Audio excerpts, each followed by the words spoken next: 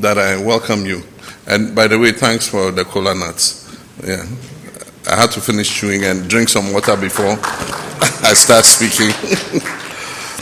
It is a profound honor for me to welcome Your Royal Majesties and the distinguished delegation of the Upper West Regional House of Chiefs to the presidency this afternoon. Your presence reaffirms the enduring partnership between the institution of chieftaincy and the government of Ghana in our collective pursuit of national development and prosperity. The institution of chieftaincy remains one of the oldest and most respected pillars of our national life, and across the Upper West region, our traditional authorities continue to serve as custodians of our tradition, custodians of our peace, mediators of disputes, and the champions of community development. You've been helping to maintain one of Ghana's most peaceful regions, despite the security challenges confronting parts of the wider Sahel area. No government can successfully transform Ghana without the wisdom, legitimacy, and partnership of our traditional rulers. And so permit me to express my deepest appreciation to the chiefs and people of the Upper West region for the confidence and overwhelming support you extended to myself and the National Democratic Congress during the 2024 general elections. That trust imposes on us a solemn responsibility to govern with humility, integrity, and transparency, and to reset Ghana's economy, restore public confidence, and build an economy that works for every Ghanaian, regardless of where they live. And so with that mandate you gave us, we set to work, and I'm happy to report that we have made significant progress in reviving the Ghanaian economy and turning our fortunes around. Although geographically, Upper West is one of Ghana's smallest regions, Upper West possesses immense strategic importance as our gateway to Burkina Faso and the wider Sahel region, positioning it as a critical hub for cross-border commerce under the African Continental Free Trade Area. The 2026 budget and economic policy places significant emphasis on agricultural-led industrialization, infrastructure development, export capacity building, and job creation through the 24-hour economy initiative and the accelerated exports development program. The region holds tremendous opportunities in agriculture, livestock, shea nut processing, groundnuts, sorghum, millet, maize, rice, horticulture, renewable energy, and ecotourism. Our recently launched Share Park Resource Center in the Upper West region represents a major step towards positioning Ghana as a leading producer of high-quality share products while creating sustainable livelihoods, particularly for the women who form the backbone of the share value chain. Investments under the Feed Ghana program are expanding irrigation, mechanization, extension services, and access to improved seeds and fertilizer, which are meant to strengthen food security. Agriculture remains the backbone of the Upper West regional economy. Through the Feed Ghana program, government is investing in improved seeds, fertilizer, support mechanisms, mechanization, farmer service centers, warehousing, irrigation, and climate-smart technologies. We have identified a total of 50 locations for the farmer service centers, and this year we are budgeting to start 11 of them, and one of the 11 is located in the Upper West region. The hard-working farmers in Funsi, the rice producers in Wichao, the livestock keepers in Tumu, the maize farmers in Nadoli, and the vegetable grower in Wa East must all become active participants in Ghana's economic transformation. Beyond raw shea nuts, our objective is local processing, value addition, and export of finished products anchored by the Share Park Resource Center. We're equally promoting agro-processing in rice, maize, groundnuts, sorghum, millet, and soya bean in line with our 24-hour economy initiative. And we are investing in maize processing, and so there's a maize processing factory that is going to be built in the maize growing belt in the Sisala area where my slaves are. And so it is for your information. We're building 10 of those, and one is going to Ejura, to Atebubu, and then the Sisala area. I don't know where it's going to be planted yet, but maybe in Zini, my traditional area. I'm a chief in Zini, so you can understand. And so beyond raw share nuts, our objective is local processing, value addition, and export of finished products anchored by the Share Park Resource Center. We're equally promoting agro-processing in rice, maize, granules, sorghum, millets, and soybean, in line with the 24-hour economy initiative and accelerated export development program. Every region deserves the opportunity to produce, process, manufacture, and compete in the economic space. Roads are the arteries of economic growth, connecting farmers to markets, children to schools, and patients to health facilities. Under the Big Push infrastructure program, government's priority projects in the region include rehabilitation and upgrading of major trunk roads. And I must say the Upper West region has got its fair share of the Big Push program.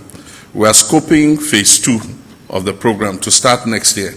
And I want to assure you some of the roads that have not yet been captured are being captured in the phase 2 of the Big Push.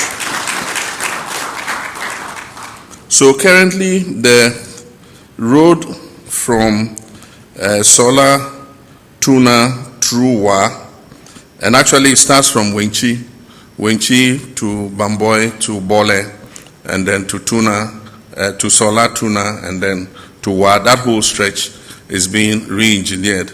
And this time is going to be an asphaltic concrete road, not a bituminous surface road. And then also the road linking Wa to Hamile to Burkina Faso is also going to be under reconstruction.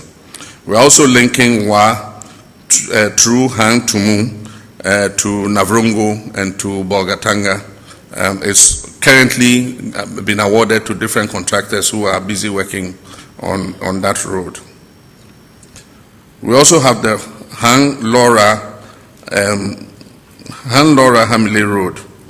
Government will also continue investing in feeder roads. We've selected some feeder roads under the World Bank program. There's a $300 million program, and some of the feeder roads have been captured.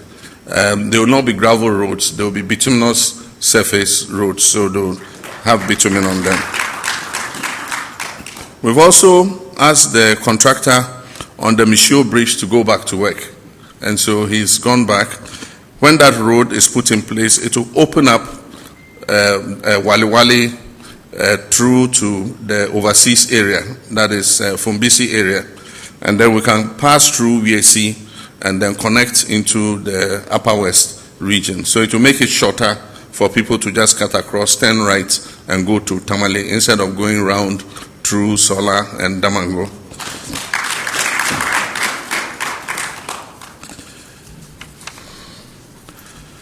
As one of our principal gateways to the Sahel, Upper West occupies a vital position in advancing cross-border trade and economic diplomacy.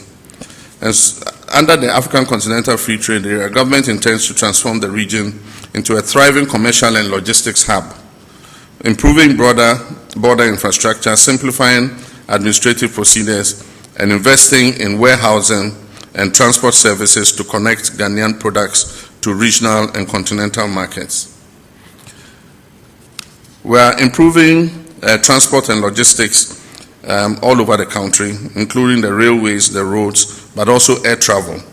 And as you would have heard, we currently are about to go to the Public Procurement Authority for authorization to begin procurement for the new airport in Wa, the new Wa airport.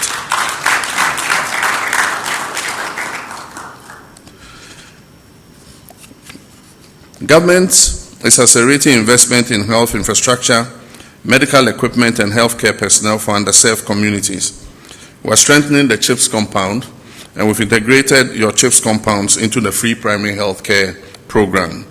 And so your CHIPS compound are receiving equipment in order that they can carry out preventive health care and also provide medical support for the rural communities. We have selected 35 Agenda 111 hospitals for completion.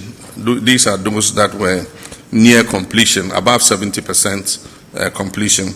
And I think 2 of them are in the Upper West region. Next year, we'll budget to complete some more. In education, we're investing in infrastructure, teacher development, digital learning, and technical and vocational education and training. And we'll continue working with UBITS and Dr. Hilal Liman Technical University to position the region as a center of academic excellence in northern Ghana. Government will continue expanding rural water systems, rehabilitating boreholes, and improving urban water infrastructure for the Wa municipality and surrounding communities.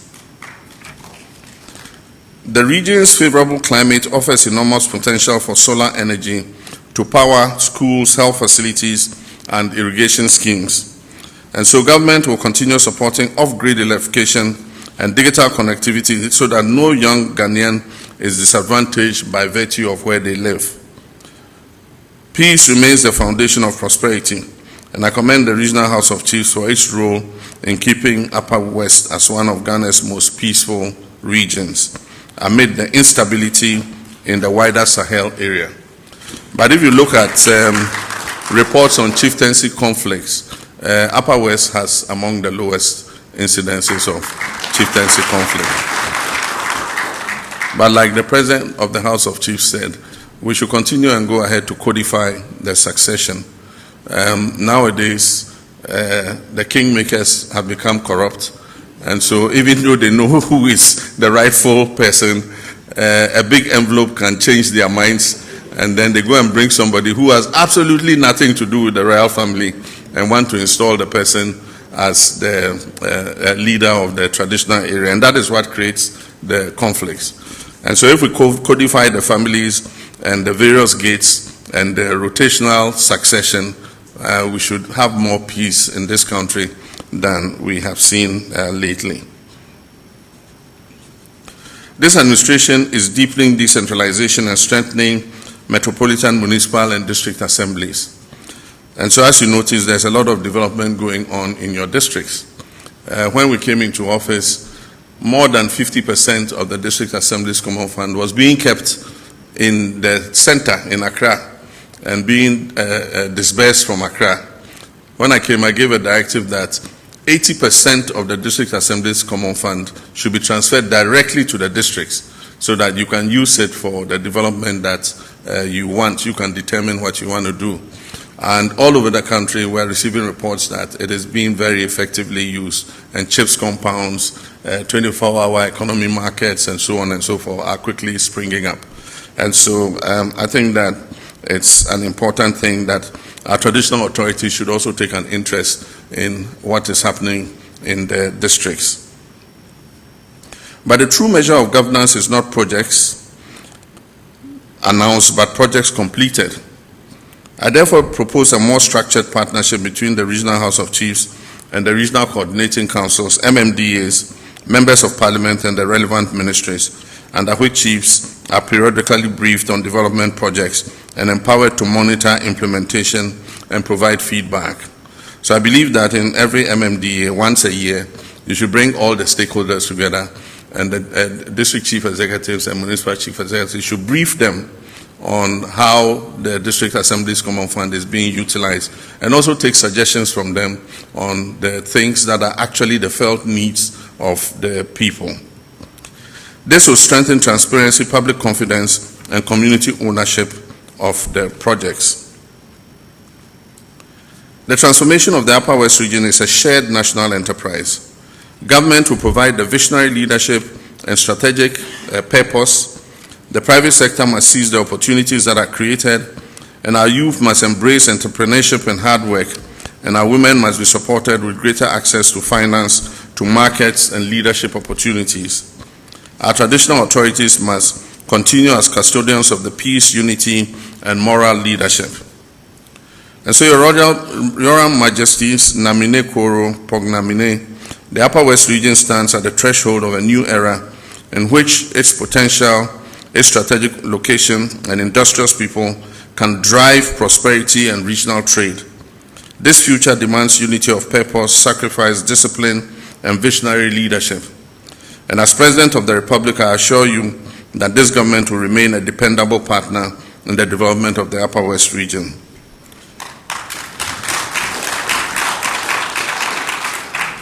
We shall continue investing in infrastructure, and I promise you, Upper West will always get its fair share of the national cake. We will support agriculture and industrialization, will expand opportunities for our young people, will strengthen healthcare and education, and safeguard the peace and security, working hand in hand with our traditional authorities, so that development reaches every community, every household, and every citizen. Permit me once again to express my profound gratitude to the Upper West Regional House of Chiefs for this thoughtful visit and your unwavering commitment to the peace, stability, and development of our nation. The Upper West region has never lacked courage or resilience. What it has too often lacked is investment commensurate with its enormous potential, and this government is determined to change that narrative.